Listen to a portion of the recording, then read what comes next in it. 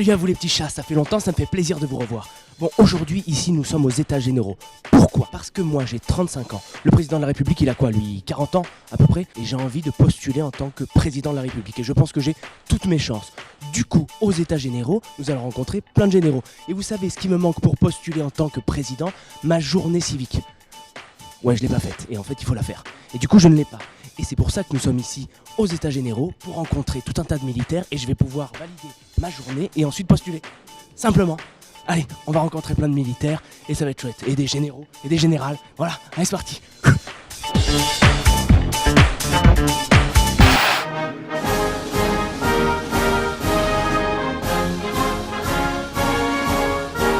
Excusez-moi, monsieur, bonjour.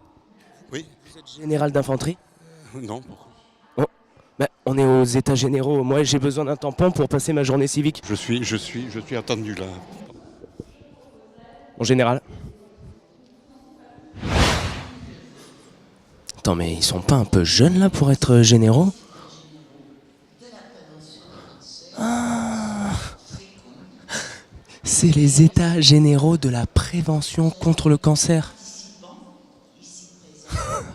On s'est encore gouré, ça n'a strictement rien à voir. Généraux, non, rien à voir. Bon, bah c'est pas grave, on est là, on va y aller. Allez, c'est parti.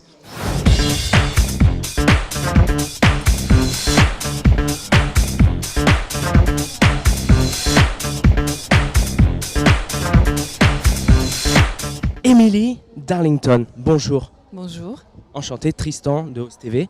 Donc j'ai quelques questions à te poser, Emily, au sujet du cancer. Tu es Une fille. cool, merci. Ciao. Alors on parle toujours du tabac, on parle toujours de l'alcool, on parle toujours des drogues, patati patata.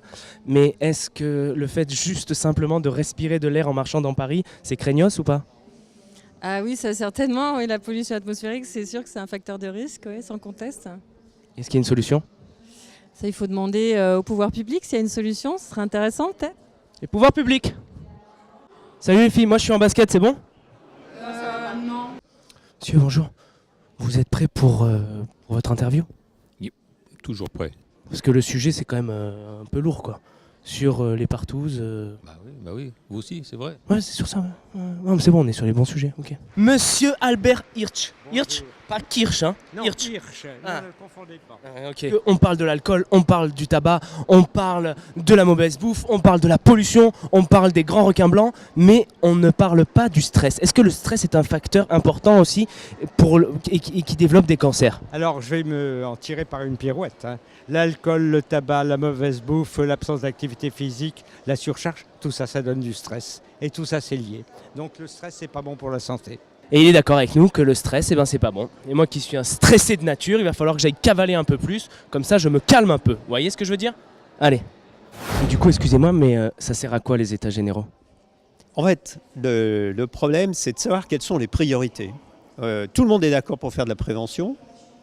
Et on le voit en ce moment, c'est difficile, hein, parce que probablement qu'il va falloir arrêter les diesels. Probablement qu'il va falloir arrêter la circulation en ville. Probablement qu'il va falloir arrêter un certain nombre de produits chimiques. Probablement.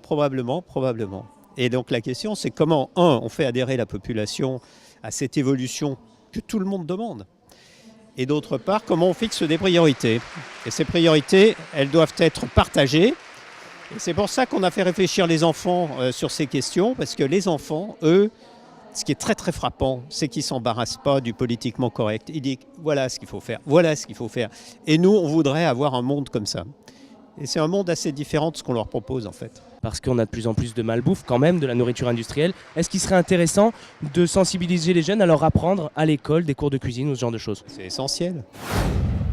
Ouais non c'est bon, on ne voit pas. On ne voit pas, je t'assure, c'est bon. On ne voit pas, reste là. Dites-moi monsieur Kahn, du coup quel est votre rôle vous ici? Eh bien, c'est de parler de la prévention du cancer, c'est une session qui lui est consacrée. Mais moi, je vais poser la question, quelle est la dimension éthique de la prévention des cancers? Il y a de très nombreux dilemmes éthiques dans ce combat, dont la valeur éthique va de soi, qui est de prévenir les cancers. Et c'est ce dont je vais entretenir les congressistes. Quelle serait la solution pour éradiquer cette putain de maladie? Écoutez, il faut commencer par le plus simple, hein. Les déterminants majeurs, c'est tout de même le tabac. Et donc la première chose, c'est de ne jamais fumer. Le deuxième déterminant extrêmement important, c'est l'alcool. Et par conséquent, ne pas abuser d'alcool. Un troisième déterminant, c'est l'obésité. Et par conséquent, essayer, avec une nourriture équilibrée, avec le sport, de rester svelte et actif. Ça sont des choses qui sont absolument certaines. Et puis la quatrième chose, c'est systématiquement de s'informer. Et en particulier, la Ligue est une source d'information importante. Il faut savoir également qu'un déterminant très très important des cancers, surtout des cancers de la peau, c'est le soleil. Et donc, certes, c'est vachement bien d'être bronzé, mais il faut également savoir se protéger. Donc, il faut commencer par le rappel des notions les plus importantes, celles qui sont à l'origine des cancers de loin les plus nombreux. Et donc, c'est pas vrai. On peut avoir une vie extrêmement agréable en essayant d'avoir une vie saine et notamment qui s'efforce de prévenir les causes les plus fréquentes de cancer. Les enfants, on se calme un peu s'il vous plaît là, hein. Ce qu'il faut faire pour mieux combattre cette maladie, en fait, il faut appliquer les règles qu'on devrait faire. Parfois, on regarde sur la télé ne pas boire trop gras, trop sucré, trop salé. Il faut le respecter parce que c'est important pour la vie. Qu'est-ce qu'il faut faire en fait pour pas choper le cancer? Manger équilibré. Qu'est-ce qu'il faut ne pas faire? Non, qu'est-ce qu'il faut faire ou qu'est-ce qu'il ne faut pas? Combien? Alors? Vous savez ce que vous voulez dire? Bonjour tout le monde, vous avez bien mangé? Ah là oui. Moi je suis crevé, on s'est fait un McDo là. Est-ce que vous avez entendu les enfants? Non, moi je peux pas les blairer les enfants. Dommage parce que je suis sûre qu'avec tous les messages qu'ils ont donnés... Et bien sûr qu'on allait les voir, j'adore ça les enfants, j'en ai fait 2. Ils étaient force de proposition et ils avaient des idées qui étaient bien innovantes par rapport à ce que l'on peut entendre aussi par les adultes. Mesdames et messieurs, j'espère que vous avez bien mangé. Voilà, et les hostilités vont sûrement reprendre, j'espère. Et si vous me demandez, et alors, qu'est-ce qu'il faut que je fasse, docteur?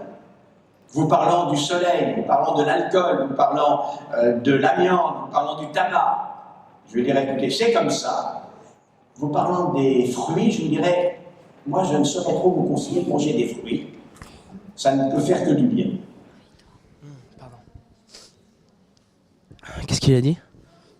L'exposé d'Axel Kahn était merveilleux. Il faudrait l'apprendre par cœur, je vous assure. Il y a peut-être une petite chose très, très moderne, c'est l'épigénétique. C'est-à-dire que les facteurs extérieurs vont influer sur l'ADN et modifier l'expression de certains gènes. Et le stress est tout à fait capable de produire des substances dirigées vers les nerfs et qui, à leur tour, peuvent provoquer des modifications de l'ADN. Mais il y a une étude là récemment sortie qui explique que manger bio diminuerait les cancers de 30%. Est-ce vrai? Alors, celle-là, c'est une enquête très sérieuse et il y en a plusieurs qui concourent à le dire. Absolument. Oui. C'est pas une étude faite par des magasins bio? Non, c'est très bien. Bon, voilà Laetitia, mieux vaut prévenir que guérir. La prévention, la prévention, la prévention. Même les enfants nous le disent. Il faut faire du sport, il faut pas trop boire. On est d'accord, pas trop de soleil, consommer des produits biologiques, naturels. Il faut manger équilibré, bio, sainement. Hein. On ne va pas tous les jours au fast-food. On arrête ça, hein. On arrête ça, hein. Il faut se laver au savon d'Alep. Bon, même si on pue, mais au moins on est en bonne santé, quoi. Alors moi, je suis hyper content de vous avoir revu et je vous dis à très bientôt pour de nouvelles aventures. Ciao!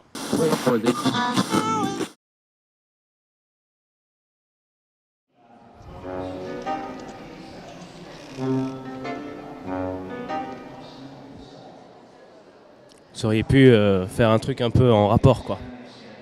Tinder,